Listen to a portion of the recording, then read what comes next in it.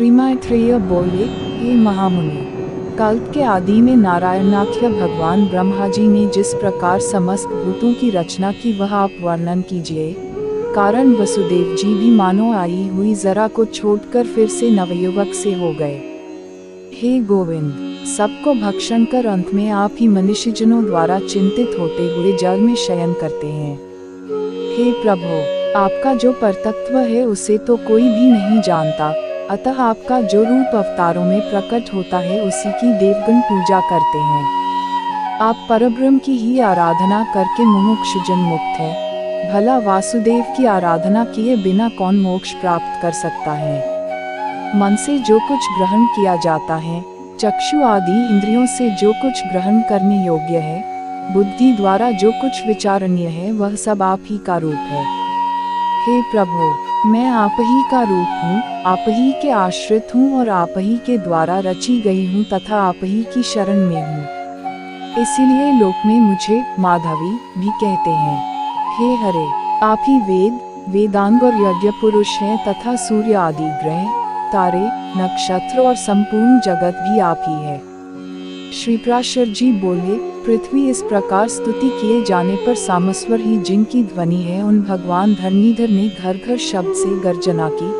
फिर विकसित कमल के समान नेत्रों वाले उन महावराह ने अपनी दाढ़ों से पृथ्वी को उठा लिया और वे कमल दल के समान श्याम तथा नीलाचल के सदृश विशालकाय भगवान रसातल से बाहर निकले। निकलते समय उनके मुख श्वास से उछलते हुए जल ने जनलोक में रहने वाले महातेजस्वी एयर निष्पाप सनंदनादि मुनीश्वरों को भिगो दिया।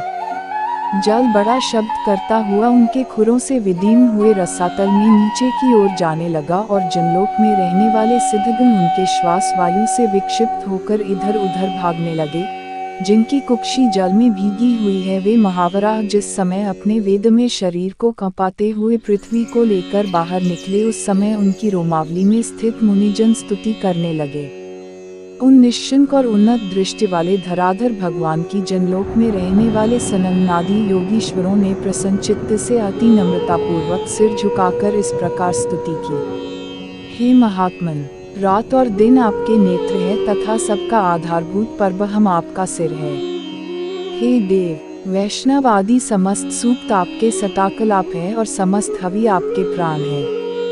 हे अनुपम प्रभावशाली प्रभु, पृथ्वी और आकाश के बीच में जितना अंतर है वह आपके शरीर से ही व्याप्त है। हे विश्व को व्याप्त करने में समर्थ तेजयुक्त प्रभु, आप विश्व का कल्याण कीजिए। हे जगत पते, परमार्थ तो एकमात्र आप ही है, आपके अतिरिक्त और कोई भी नहीं है।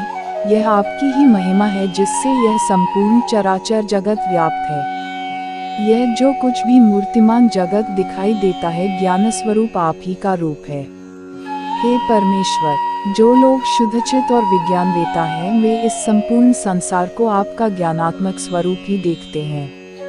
श्री पराशर जी बोले, इस प्रकार स्तुति किए जाने पर पृथ्वी को धारण करने वाले परमात्मा वराह जी ने उसे शीघ्र ही उठाकर अपार जल के ऊपर स्थापित कर दिया।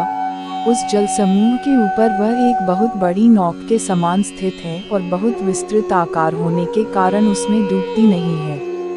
फिर उन अनादि परमेश्वर ने पृथ्वी को समतल कर उस पर जहाँ तहाँ पर्वतों को विभाव करके स्थापित कर दिया।